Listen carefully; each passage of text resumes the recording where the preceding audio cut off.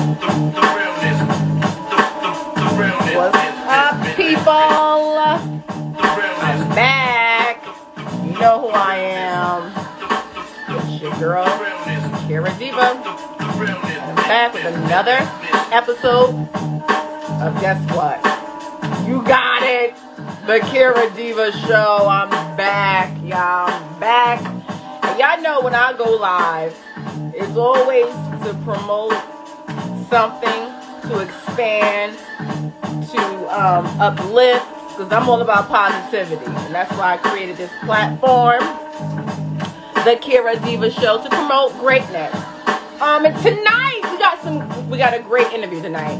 Let me show you, let you guys see his picture. Shout out to me with my little outfit, but Larry Lak Henderson, he'll be joining my live soon, and we're gonna talk everything him. He's an artist, but he also, he's the founder of this company called Smart Global Hip Hop, and he's the creator of I think it's educational hip hop soul music. Oh, so he's saying he's the creator of educational hip hop soul music. I'm interested in interviewing him tonight because I want to talk everything that I wasn't aware of. Let's pause this music, this instrument. Let's pause it for a minute. I want you guys to just get a little view. All right, you guys want to join? I see Larry. Am I saying it Lack? He's here. I'm gonna drink my tea, because when I drink my tea, that means it's about to go down. No, for real. I'm kind of under the weather. How are you? Peace. What's going on? How you doing? I am great. I'm so excited for this interview because we have a lot to discuss. Okay, let's do it. I feel like, you have accomplished a lot throughout these years. You've been in this entertainment game for over 10 years. Is it 10 years or is it a little under?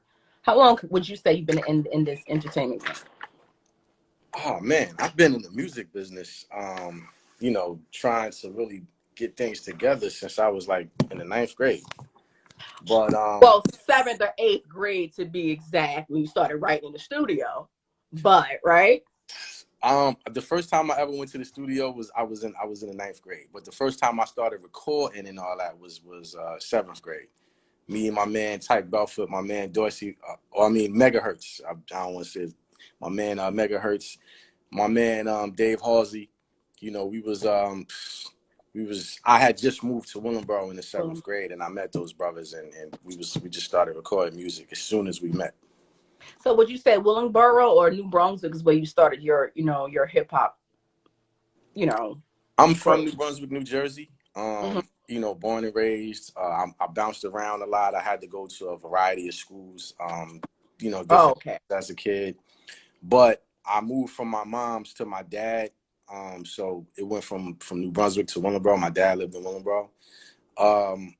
But everything started, in that New Brunswick area. Me going to, Catholic school, banging on the lunch tables. That's 2nd, 3rd grade action. I was the kid that was, I had my cardboard. I'm break dancing, doing the windmills. Right. I used to do the centipede, all that, beatboxing. So the love of rapping, of course, started in my hometown in New Brunswick, New Jersey. But the elevation of music, the time that I started to go to the studio and take things seriously, that happened in Willingboro. But, from that end, I say I was trying to get into the business early because in 9th grade, that's the first time a record label showed interest in us. It was Rough House and Columbia Records. So that was the first time that happened. Pardon me? You said that was the 9th grade, you said?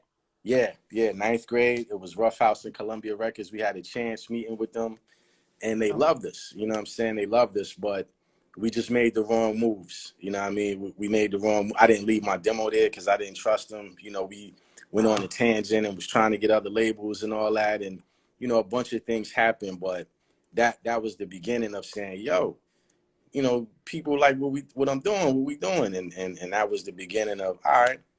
You know what I'm saying? But, Willingboro, New Jersey definitely is where things started to go to a different level. Now, what happened with Flavor Unit? So how did your journey get to there, and then what happened with that? Let's talk about that. Come on, I just want to know. Flavor Unit, this is a wild story. You know what I'm saying? Shout out to my man Paul Capere, Shakim's brother. I know Shakim is Queen Latifah's partner and all that. Right. You know, he was the person. Now, we're going back to around 2002, 2003. Okay. So, my wife and I, you know, we've been business partners since then. So, and the reason I remember this time vividly is because she was pregnant with my first daughter.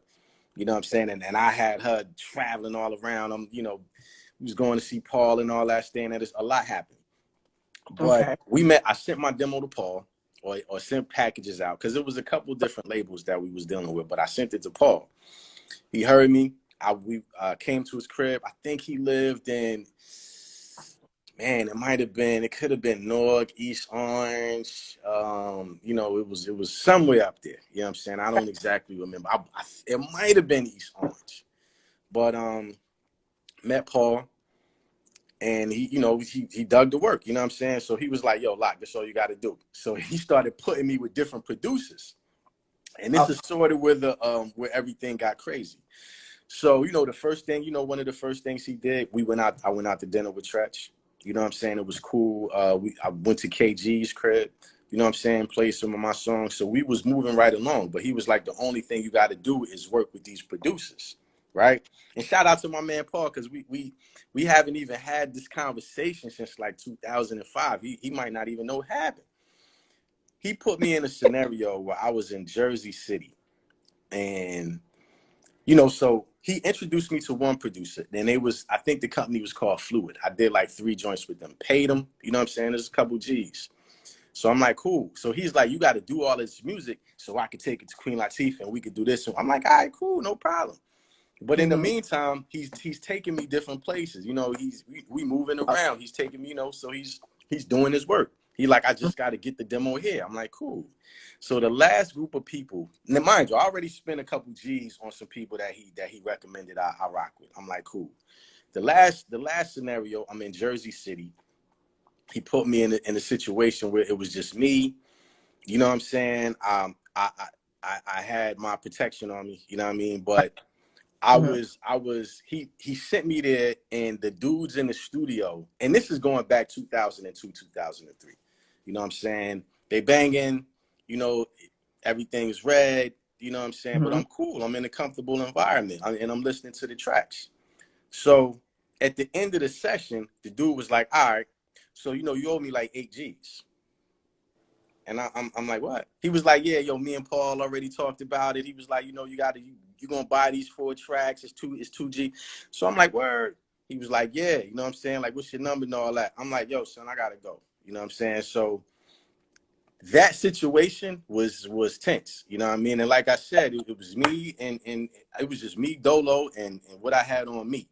But the scenario that I was in, I was surrounded by wolves. You know what I'm saying? It was a crazy. I remember going to the studio session and this brother walked in, you know what I'm saying, just from beating somebody up. It was just a wild scenario, right? So I called Paul. I'm like, yo, son, your man got me in his pocket for like 8 grand. You know, I got a new baby on the way. I'm like, yo, I just paid a couple, you know what I'm saying, for your man. You know what I mean? I'm like, yo, you bugging.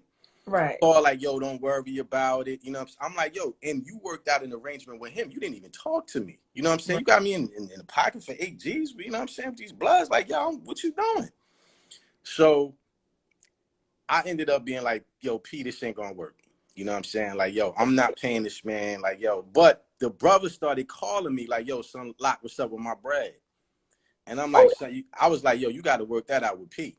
I was like, I don't got nothing to do. I was like, you spoke to that man. You didn't speak to me. I'm like, by the time you got to me, you was telling me what I owed you. I'm like, I don't got nothing to do with this arrangement, bro. So, and I remember, and he's a cool dude, you know what I'm saying? But they was trying to put me in the pocket. I'm like, yo, you're not doing that to me, King. That's so uncomfortable. Like, I was very comfortable. I'm not uncomfortable in those type of environments, but it was just like, yo, bro, I'm not doing that. And that created the rift between, not a rift, but I'm like, P, I can't do business with you. You know what I'm saying? You just had me doing, you know, this joints for fluid. You know what I mean? Now you set me up with this, bro. I'm like, it's starting to look like you trying to line. And this was my actual thinking back at that time, because I don't want to, you know, I'm not trying to besmirch the man's character, nothing like that. But I'm like, bro, it looked like you trying to line your people's pockets up. You know what I'm saying? With me as an artist spending all this bread. You know what I mean? I'm like, I got a baby on the way. You know what I'm saying? Like, I'm out here getting it how I could get. And at that time, I was getting money how I could get it. So I'm like, I got a daughter coming. I can't even be spent. And I got to change my life, bro. So I don't just got money to just keep doing this.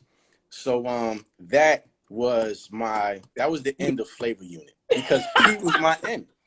You know what I'm saying? P was my end. He's the one that took me to KG's crib. He's the one that took me when we had dinner with Tretch, me and my wife. He's the one that was bringing me around to these different studios. So when I'm like, yo, you trying to line you, it was just a riff, like, yo, son, you gonna have me in the pocket for like, you know what I'm saying?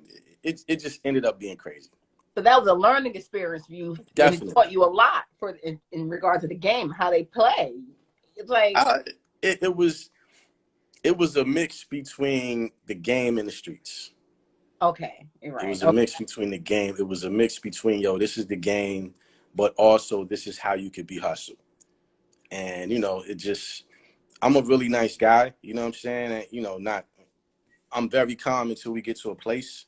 So it's easy to I'm very easy going. So it could be like, you know, let's work, you know, until it just goes left. But, you know, he's my man to this day, but we just didn't do no business together. No problem. It is. Just want to get that out the way, you know. Just yeah. Shout outs to everybody at Flavor, you know. No, but you handle yourself as a rapper. So as of today, you call yourself a hip hop music lyricist and you're an educator. True indeed.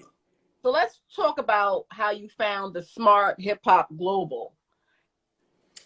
Smart Hip Hop Global. This idea came about in around 2000. Well, the genesis of this is I had a business partner, and he came to me and was like, "Yo, we want to do a kids album." You know what I mean? I was running around. It was me, my man New, my man Deshaun Teller, who was on the Ultimate Hustler show. We had this thing. It was called Real Hip Hop. You know what I mean? And we was doing these Got Lyrics battles and all that. It was the real-hiphop.com. We put magazines out, all that. So he came and he was like, yo, I'm trying to do a kid album. I'm like, cool. At that time, I was working on a song about presidents, but I was doing it on an adult vibe. You know what I'm saying? I was doing it on some more like, yo, I'm going to be talking about Illuminati. You know, I'm getting in. I'm exposing all this. Who got kids, messages, all that. But when I toned it down, it was like, yo, let's do this for the babies. I'm like, cool. But that started me writing educational music for the youth. You know what I mean? That decision right there, I hadn't done that before. I had always kind of spit conscious lyrics, even though I go back and forth between battling and this and that. But that, you know what I'm saying? Shout out to my man, Kyle Newsom, New Skills, who's like a principal now, doing this thing, still in the education field. You know what I'm saying? That's my brother. But he was the one who gave me the idea to write kid music. After that, I took it upon myself to form a company that was going to be dedicated to putting educational hip hop music out. Wow. So when me and my peoples dispersed on a business level, you know, we still friends and all that. When we dispersed on a business level, I grabbed the idea, formulated my own company, and in around 2007 started working on pushing this music out to the babies. I knew nobody else was going to push it as conscious music. So I already had the mind frame like, yo, I know I got to do this on my own. My wife and I, we already business partners. This is the direction that I wanted to go in. So it was how we was moving. We put out Lesson 1 in 2012. That's the education. Like Lesson 1 is about the education first. Is that what you were saying? Lesson 1, hip hop and education. Okay, so then 2 is about the music. Lesson 2. Nah, Lesson 2 is Lesson 2, hip hop and education. I'm going to continue with the lesson. I got like 5 lessons, you know what I'm saying, that's going to come out. But I put out Lesson 1. I put out Lesson 2. You still got 3 more lessons coming out. Everything is educational. But after I put out Lesson 2, I linked up with my brother Capone, and then we put out the Wolves Educational EP, which is also educational. And these albums dropped last year, 2019 and 2020. So how did you guys link up? Because you have a lot of songs with him. I was checking out your work, and I was going to ask, how did you guys link up to even start, you know, doing music together? My man Mercury Beats linked me and Capone up. You know what I'm saying? It was Merc and Capone is working together on a lot of projects. Matter of fact, Merc is doing the Capone Daz album. And Merc is my man. He's, I've been knowing Merc since the 7th grade. You know what I'm saying? His last name is Halsey. My last name is Henderson. We met in homeroom. So we in Willingboro, New Jersey, in Kennedy. So I asked Merc, could he introduce me to Capone? He like, cool. I'm like, I want to do a song with him, throw him on the album. No problem. He made the introduction. And Capone was with it. You know what I'm saying? When I met Capone, he was like, I did my homework on you, bro. I like what you're doing. You could rhyme. You know what I'm saying? Let's get busy. So our first conversation and our first introduction and all that was when we recorded the song Redemption. Redemption is on Lesson 2. It's also on the Wolves EP, but that was our first time having a conversation. That was and it was the last song on Lesson 2. But after we did that, we connected. You know what I'm saying? We had a bond. It was like, just two magnetic energies. You know what I'm saying? So we ended up doing another song, which was the clip that you was playing, the What You See joint. Yeah. We did the video for it. That was the second song that we recorded. After we did that, Pone was like, yo, bro, we got to do an EP. I'm like, yo, I'm with it. Let's do it. No problem. Once that happened, then we started to spend a lot of time together because now we coming up with the concepts because his perspective is, I'm a gangster. I do gangster music. You know what I'm saying? My perspective is, well, I'm all that, but I do educational music. You know what I'm saying? I'm not going out. I don't personify the image of a gangster in my music and all that. That's not what I'm doing. Right. But if we got similar energy and this is just how we're talking to the people, it works. You know what I'm saying? So our vibe worked. And Capone was real with it. He was like, bro, I didn't know if he was like a nerd or a thug. You know what I'm saying? But, everything ended up working out. We formed the bond. We started spending a lot of time with each other to work on that Wolves EP. And then that led to, dinners, and you know what I'm saying? And then that led to, our families getting together, you know what I'm saying? And that led to me going to his crib, you know what I'm saying? And, it just ended up forming a friendship that we didn't even know was going to materialize from that. So that's how that relationship, you know what I'm saying, between two bros started. Were you like a huge fan of Capone before you actually started doing business with him? Or Of course, The War Report is a classic album in every right. hood. Matter of fact, when I did my album release party, so he came to. I did my album release party in New Brunswick, New Jersey, my hometown. I got to do it there for Lesson 2. A funny story is my hometown. We CNN fans to the death. All my peoples, everybody that rock with me and all that. So we on the block. It's like 2 a.m. The album party, the album release party is over. The cops is coming down the street, right?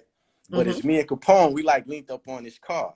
And they started playing the War Report out of the police speakers as they riding down the joint.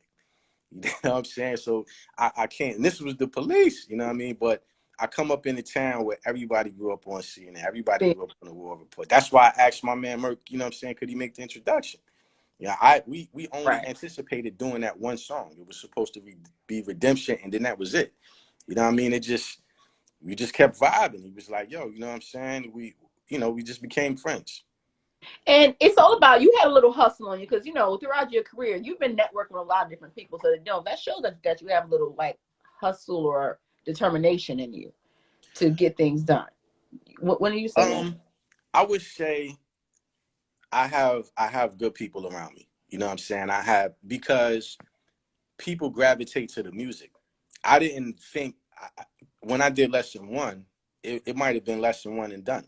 You know what I mean? I wanted to get a project out to the kids. I'm like, yo, I just want to talk to the babies because this is where I am in my life.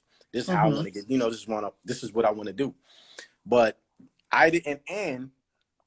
Prior to Lesson 1, I had a million stories that didn't necessarily work out, like Flavor Unit, you know what I'm saying? Or like Palace Records that didn't work out, or like me getting numbers from this rapper, or me getting numbers from that. I got numbers from everybody, you know what I'm saying?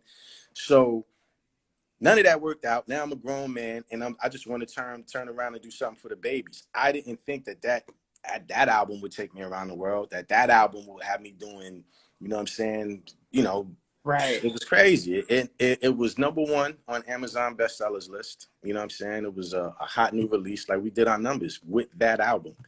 And then that led to Lesson 2. And then Okay. that led to Wolves. And now I'm like, all right, I'm gonna put out these next, I'm gonna put out 5 lessons. But everything started from that album working in a way that I didn't think it was gonna work, and people gravitating to the music and the people around me being talented. And I give a special shout out to my wife. You know what I'm saying? Yeah, of She's course. brilliant at being she's a marketing genius. You know what I mean? So we work. You know what I mean? We work together good. That's amazing. It's always good to have a foundation True when indeed. on this journey, to greatness, because without a foundation, you can't really shake things up. But okay, next question. So lyrics and knowledge, that's your artist name. Lak. It's Lak. Lak. Lak. Okay. Yeah. I just Yeah. want to frank about that. Now, you're trying to uplift the youth. You're trying to educate the youth, uplift the youth. What is your tactics? Is it just rapping, or is it poetry? Is it writing? Is it motivational speaking? How and how? What is your approach, basically, overall? Well, I'm a avid reader. Okay. So the marriage, and I've started writing rhymes in the 4th grade. I started beatboxing and rapping in the third grade. So you're like 8, 9 years old. A bunch of little thugs going to St. Peter's in New Brunswick, New Jersey. We was all fighting, all getting kicked out of school. Like that was our environment, all banging on the lunch table. Mm-hmm. That's where the hip hop thing started. So, but I was always an avid reader. You know what I'm saying? I always was trying to gain knowledge. I always was trying to learn something. I was always trying to speak to people and have, polite debates and pull out my information. So the marriage between the two worlds was easy. I'm not forcing this. It's not like like I'm not hustling the people by saying I want to do something for the kids and now let me just put some, some educational happy rhymes together. I'm just marrying or merging the two worlds of this hardcore hip hop thing that I used to be engulfed in, and now all of the knowledge, you know what I'm saying? And I don't want to talk like, I'm not the smartest dude in the world and nothing like that, but the knowledge that I've acquired for reading, I just want to share because I feel like I have a gift to communicate communicate the information to the people in a particular kind of way. So my tactic is just I'll read a book, you know what I'm saying, and it'll become a rhyme. For example, you know what I'm saying? The song Black Woman, that song The Wolves joint that's me and Capone did. He came into the studio talking about Asada Shakur because that was a book that he read. I came into the studio talking about, once he was talking about her, I was talking about Queen Nzinga just because I'm doing some research on her, and that's a woman that I rock with in history.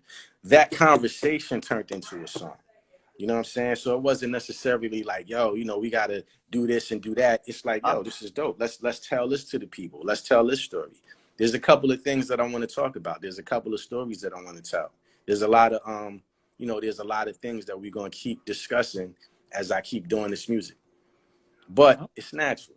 It's natural. Speaking of discussing, how important is spirituality to you? And do you, speak about that in your music too? Well, in my music, it's become prevalent as of late, but you'll find references of it in my entire rhyme career. You know what I mean? But I didn't necessarily want to throw it into the music until recently, only because religion is such a subject, and I've been on that path. I grew up as a Christian. I spent 20 years of my life being a Christian before I kind of just got into African spirituality. So I might quote Bible verses. I might talk about Galatians, you know what I'm saying? Ephesians, I have bars where I'm constantly, I was a Christian since I was a baby. So I still have all this information. So you'll see sprinkles of that throughout the lyrics naturally. But I never wanted to come out with a song about God and this and that and the fourth until I got to this point of I'm doing this African spirituality thing. And I know that people don't understand it because I didn't understand it. You know what I'm saying? When I first got into it, it took a long time to gravitate to that place where I felt comfortable enough to even engulf myself in it, and now have it regurgitated in my lyrics. So, it's spirituality is important to me personally, but when I'm on the mic and I'm trying to rhyme, I'm just trying to give you information. You know what I mean? I'm trying to tell you about Malcolm X or Martin Luther King, or, I'm working on a song right now about Paul Robeson, working on the civil rights, working on the bus boycott.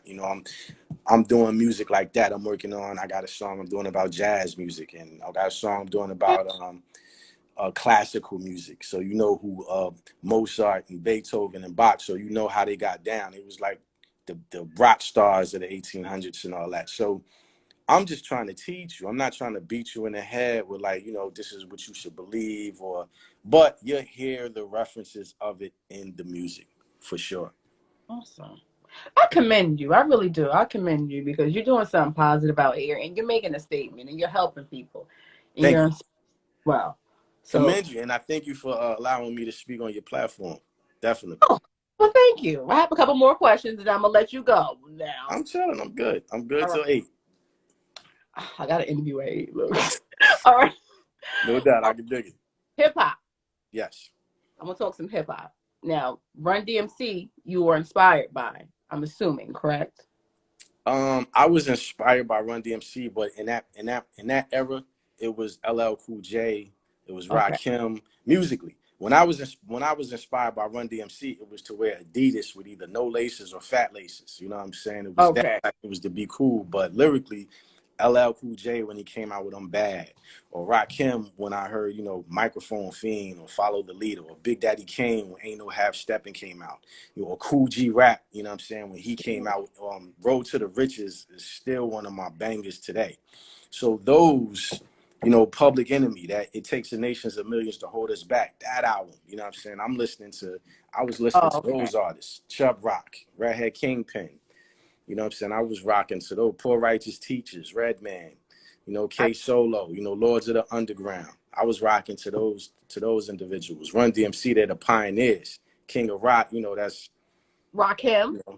Rakim is the God. You know what I'm saying? Follow the Leader was definitely a song that just inspired me to even want to MC. Okay, I had a question for you. Speaking of Rakim, okay, you remember when Rakim was working with Dr. Dre? When he first started, well, not when he first started, but when he was, about to sign to Dr. Dre, and that didn't work out.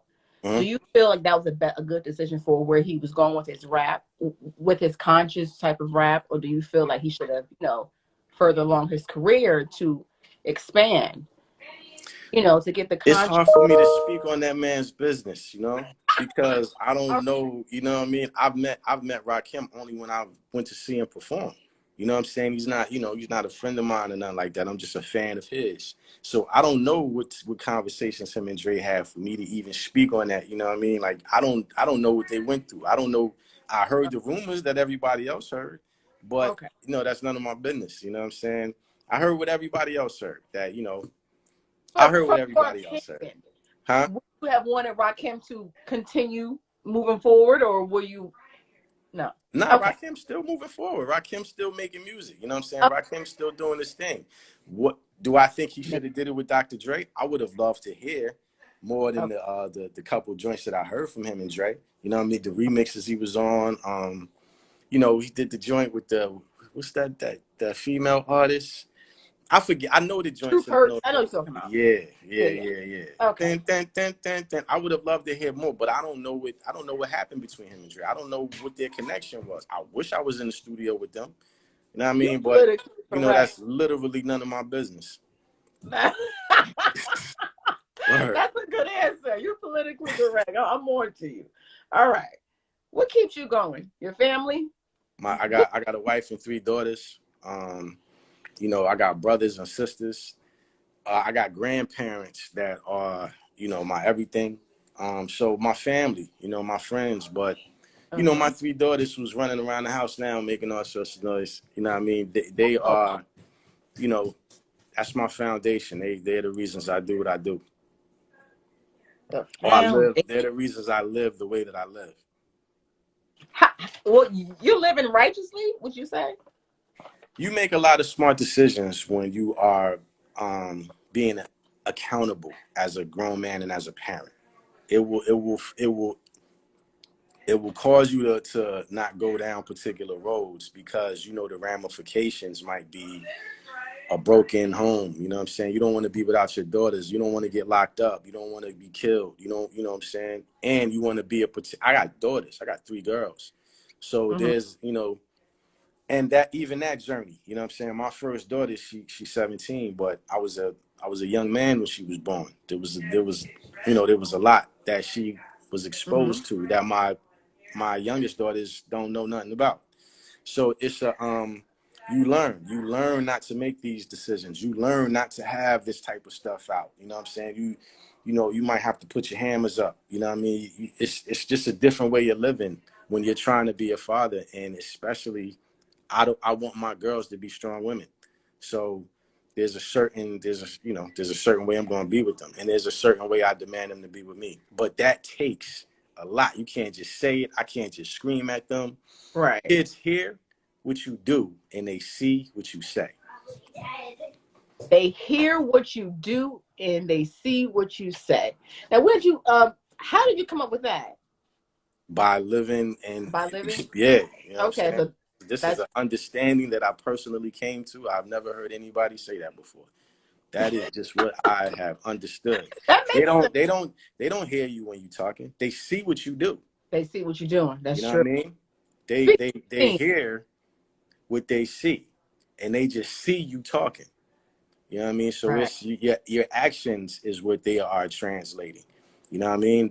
Your actions is how they're gaining what they're going to do. And if I'm a thief, I might not talk about it, but if you see me stealing, you're going to be a pickpocket. You know what I'm saying? We don't got to discuss it. You know what I mean? If there's different things. They hear what you do, see what you say. What about if do you allow your daughters to watch, the women of today? There's a lot of Jezebel spirits out here, and they're parading around, you know, promoting feminism. How would you, talk to your daughters about? Promoting feminism. Yeah, they're promoting like feminism, but they're promoting, there's certain different women promoting feminism. They're promoting in a way that's overly sexual. And if you know, if your daughters were to come across that, how would you approach it? How would you handle that? Well, I mean, I have a good relationship with my kids. So Mm-hmm. we're able to talk about everything, right? So whatever I see, we'll address it right then and there. There's certain things I won't allow. There's certain things that you can't control. And there's certain things that you just have to react to. In this age of information, in this digital world, with these Okay. phones and the internet, there's so much that they're exposed to that we live in a global community. You know what I mean? So Right. there's certain things that's like, yo, you're going to see that, and then I'm going to have to find out that that's what you saw. You know what I mean? So I think that the most important thing is establishing who I am as a man and how we are supposed to communicate. And as an adult, how I'm going to guide you into this adult lifehood. So, as far as the feminine, right? I don't really allow my daughters to talk to me, like the daddy in the street. Like, nah, we got to speak to each other because, oh my gosh. But it's a situation where I don't want you to use your sexuality. I'm not going to teach you to use your sexuality to communicate with me. You know what I'm saying? So when we speak, we need to speak. You're not going to do you're not going to play me or play on this. We're going to talk, you know what I'm saying? Not as adults or nothing like that, but we're going to speak as people so that you know how to speak as a person and not try to use your femininity or your sexuality to communicate, especially when you're dealing with a man. You know what I'm saying? So that's how I just go about approaching it, just being a dude in my house. It's always being a man. Your presence is everything. That's True important. indeed. True indeed. True indeed. I'm proud of you, for real. You out here Thank spreading you. knowledge. What? What'd you say? I said thank you. Oh, that's right. You're welcome. You out here spreading knowledge. You doing the right thing. You making moves, and you're not giving up. And Nah, not at all. Not at like all. to promote that. I So any appreciate it. final words before I say what I have one last question. I want anything you want to say before I ask this question. Did you hear what I said? You said, do I have anything to say before you ask this question? No. Yeah. Because Okay. I'm like, yo, what's the question? Before you leave this earth, what is the legacy that you want left behind? You know, I don't even know yet. What? Okay. Nah. But because here's the thing. I have 3 daughters, and I'm trying to raise them as best I can. But I'm not done accomplishing the things that I want to accomplish. I don't know where my business ventures is going to lead to. I don't know. I'm not done living. You know what I'm saying? I'm not done making marks. I'm not done making decisions. So yeah, I'm a fair man, you know what I mean? And there's things of that nature, good father, good friend, and all that. But I don't know what outside of, hip hop and all that, there might be other things that I'm not ready to make the final, this is what I want to leave y'all with. You know what I mean? It's going to have to be, let me live a little bit. You know what I'm saying? Let me get Okay. to like 50, 60. And you know what I'm saying? And let me start thinking, yeah, let me let y'all. But I'm not ready to put the note on the casket yet. Okay. Yeah. You know what I mean? I'm still figuring things out. As you should. As long as you got breath, you still living. You gonna I'm figure it. still breathing. That's right. I'm proud of you, man. For real. Thank you. Thank Appreciate you. that. Thank you. It's smart hip hop. Smart hip hop. Smart hip hop's in the building. Lesson 1, hip hop and education. Lesson 2, hip hop and education. The Wolves EP, man. Shout out to everybody, man. Shout out to my man Capone. Shout out to the Oil Gang. Shout out to Angel Zing. Shout out to my man Nice. You know what I mean? If I could go all day, man. I do have a lot of friends. Of course. And thank you so much for your time. Okay. Thank you. Appreciate it. Most definitely. And you have a good night. You as well. Peace. Later. Okay. You guys, he's hot, right? He's dope. SmartHipHop.com. Smart Hip Hop Global.